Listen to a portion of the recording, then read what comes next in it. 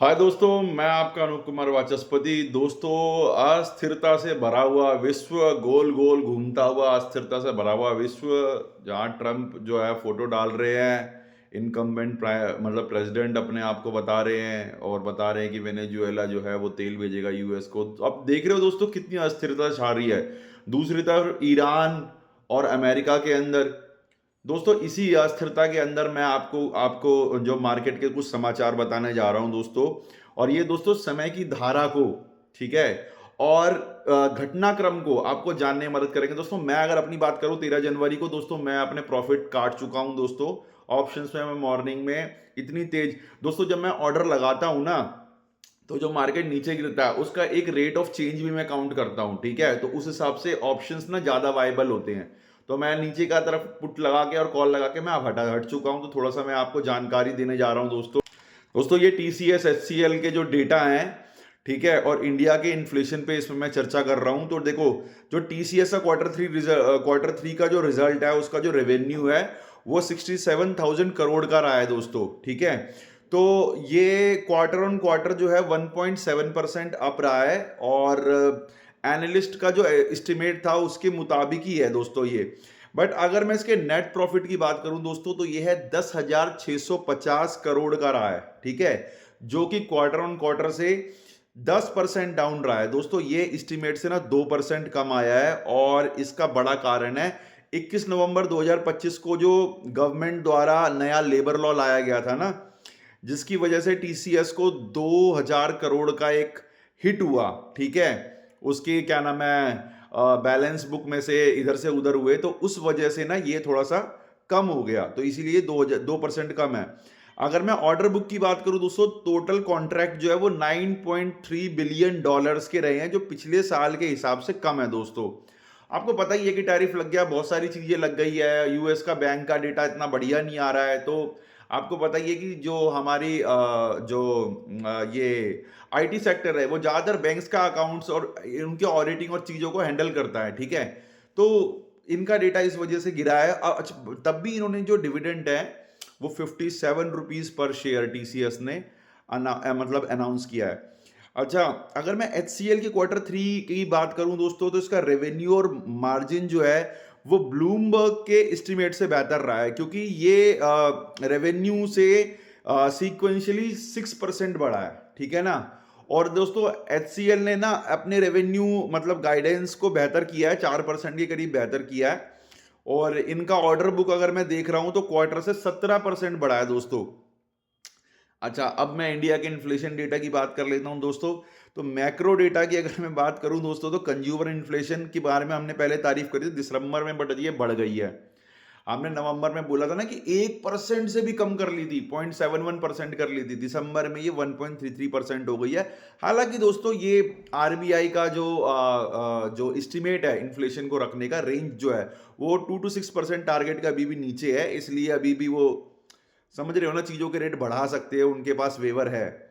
अगर मैं trade cues की बात करूं दोस्तों, तो यूएस के एम्बेसडर ने कहा है कि वो इंडिया के साथ ट्रेड निगोशिएशन फिर से शुरू करेंगे, और जर्मनी ने संकेत भी दिए हैं कि यूरोपियन यूनियन इंडिया के साथ फ्री ट्रेड डील को जनवरी एंड तक हो सकती है, ठीक है। ये भी एक पॉजिटिव न्यूज है। बट दोस्तों यूएस की अगर मैं खास बात करूं ना, इसके चाल चलन रंग, इंडिया और यूएस दोनों का चाल चलन रंग बड़ी अलग है। इंडिया देखो, 50 बिलियन डॉलर के उसके वो बेच चुका है, जो फेडरल रिजर्व के जो बॉन्ड होते हैं, ठीक है, वो बेच चुका है। दोस्तों क्या है ना कि यूएस जो है ऑल ओवर वर्ल्ड से लोन उठाता है, ठीक है। डॉलर जो है वो रिजर्व करेंसी है, तो ऑल ओवर वर्ल्ड के लिए वो फेड जो होता है, फेडरल रिजर्व, वो बॉन्ड्स जारी करती है, ठीक है। और बॉन्ड जारी करती है, सारे के सारे वर्ल्ड, चाइना, इंडिया, सब वर्ल्ड की सारी कंट्रीज उसे खरीदती हैं, ठीक है। उससे क्या करता है, वो बॉन्ड खरीदती हैं, बॉन्ड के बदले में उनको डॉलर मिलते हैं, ठीक है। डॉलर क्या मिलते हैं, डॉलर होता है दोस्तों उनका ना एक तरह का इंटरेस्ट रेट होता है। जैसे बॉन्ड खरीदते हो आप, कूपन रेट होता है ना, कूपन रेट मतलब हर साल का एक इंटरेस्ट होता है, 3% मिलेगा, 4% मिलेगा। ऐसे ही उनका अगर आप बॉन्ड खरीदते हो तो आपको उस पर इंटरेस्ट मिलता है। तो दोस्तों चाइना ने, इंडिया ने, ब्राजील ने अच्छा खासा उनका बॉन्ड निकाला है दोस्तों, अच्छा खासा। अब आप एक बात बताओ, आप ही का शेयर, इसको शेयर की भाषा से भी समझोगे, अगर शेयर की बिकवाली ज्यादा होने लग जाएगी तो उसका रेट गिरेगा ना। बॉन्ड मार्केट में क्या होता है, बॉन्ड मार्केट में अगर आप बॉन्ड खरीदते हो तो बॉन्ड यील्ड की वजह से खरीदते हो, ठीक है। तो बॉन्ड यील्ड क्या होगा दोस्तों, गिरने लगती है, सॉरी गिरने नहीं लगती, सॉरी बढ़ने लगती है, क्योंकि बॉन्ड को बेचना है ना अमेरिका को। तो क्या होगा कि बॉन्ड यील्ड बढ़ने लगती है। बॉन्ड यील्ड बढ़ना खतरे का सिग्नल माना जाता है। देखो बॉन्ड अगर आप 20 साल का ले रहे हो और 20 साल के अंदर बॉन्ड यील्ड बढ़ रही है, 20 साल वाले बॉन्ड में बढ़ रही है, तो कोई दिक्कत नहीं है। बट अगर उसको 4 साल के बॉन्ड, अलग अलग बॉन्ड का वो होता है, टाइम पीरियड होता है, अलग अलग मैच्योरिटी होती है, कोई 4 साल का होता है, कोई 1 साल का होता है, कोई 20 साल का होगा, कोई 25 साल का होगा, कोई 30 साल का होगा। अगर सरकार को, अगर गवर्नमेंट को 4 साल के बॉन्ड के अंदर बॉन्ड यील्ड को बढ़ाना पड़ रहा है, तो इसका मतलब उसके ऊपर ना कोई शॉर्ट टर्म दिक्कत है, ठीक है। कभी भी short term bond yield long term bond yield से ज्यादा नहीं होनी चाहिए। तो यूएस के अंदर वो ज्यादा हो रही है और ये इंडिया बेच रहा है, ठीक है। तो ये भी यूएस भी अब तेज हो गया है। यूएस भी अब इंडिया की बुराई नहीं कर रहा है, वो बार बार क्या कर रहा है, प्रेशर तो लगाता है पीठ पीछे। अब देखो ये क्या नाम है, 14 जनवरी को जो फैसला आने वाला है, उससे पहले ही ट्रंप ने अपने हाथ तैयार कर लिए हैं। 14 जनवरी को आने वाला है, यूएस के सुप्रीम कोर्ट से फैसला आने वाला है कि ट्रंप ने जो टैरिफ लगाया है वो कितना सही है। उससे पहले ही ट्रंप ने 500% टैरिफ लगाने के लिए अपने हाथ, और ये कांग्रेस में चला भी गया है।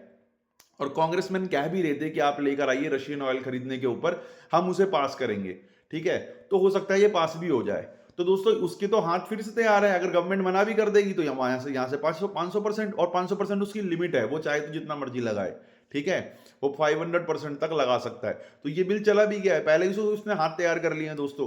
तो ये दोनों ना छुपा हुआ खेल खेल रहे हैं। इंडिया भी यूएस के खिलाफ खेल रहा है, उसके बॉन्ड्स बेच रहा है, ठीक है, और गोल्ड में कन्वर्ट कर रहा है, ठीक है। और यूएस भी बार बार कहता है कि हम ट्रेड डील कर रहे हैं, बट हर तरह से ना, कभी हमारे इंडियंस का वीजा कैंसिल करना, उसको टाइटन करना, ठीक है, उसमें फी बढ़ा देना, और फिर उसके बाद क्या नाम है, ट्रेड डील के अंदर अड़ंगे अटकाना, ऐसी मांगना जो पूरी नहीं हो सकती। दोनों एक दूसरे को ना, मतलब कट थ्रू ब्लेडेड ब्लेड्स करने का ही काम कर रहे हैं दोस्तों। अगर आप देखोगे ना, दोनों की चीजों को देखोगे, सुनोगे, बातें मत सुनो, दोनों के एक्शंस को देखो, तो दोनों एक दूसरे को, और जो चीज दोस्तों सही नहीं है, ग्लोबलाइजेशन के दौर में जब सारे देश एक दूसरे से कनेक्टेड है, ये चीज सही नहीं है, इसका एक समाधान आना चाहिए, ठीक है दोस्तों।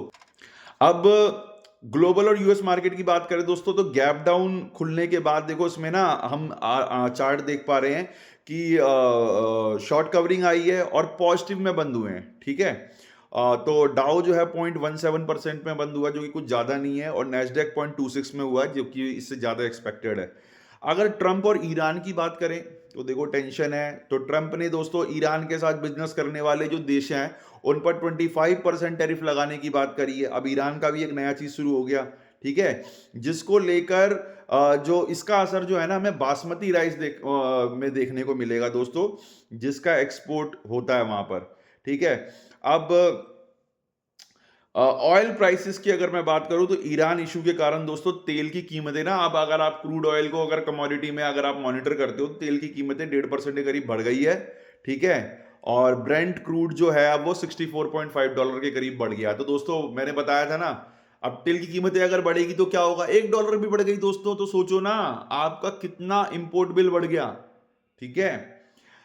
अच्छा, मैं दोस्तों किसी में समझाऊंगा कि हमारे पास ना, अभी थोड़ा सा डिटेल में बताऊंगा कि हमारे पास कितना हम इंपोर्ट करके बैरल्स मंगाते हैं, और अगर $1 भी बढ़े, आधा डॉलर भी बढ़े, तो हमारा इंपोर्ट बिल कितना बढ़ता है, उस पर डिटेल में चर्चा करेंगे, ठीक है। और उससे हम निकालेंगे कि फिस्कल डेफिसिट कितना कैसे आता है, ठीक है, और करंट अकाउंट डेफिसिट जो होता है ना, वो कैसे आता है, ठीक है। अगर मैं टेक्निकल लेवल की बात करूं दोस्तों, तो निफ्टी ने हमने देखा ही था, कल लास्ट में बुलिश कैंडल बनाई थी, और अभी भी हम उसका प्रभाव देख रहे हैं, ठीक है। निफ्टी भी आज लगभग 70 पॉइंट जो है गैप अप का संकेत दिख रहा था, ठीक है। सपोर्ट की बात करूं तो 25,650 पे दोस्तों सपोर्ट बना हुआ है, ठीक है। रजिस्टेंस की बात करूं 26,100 पे रजिस्टेंस है, ठीक है। आप ओपन इंटरेस्ट को देख के निकाल सकते हो ये। बैंक निफ्टी की बात करूं दोस्तों, तो बैंक निफ्टी का सपोर्ट है 58,900 पे, और उसका रजिस्टेंस है 59,500।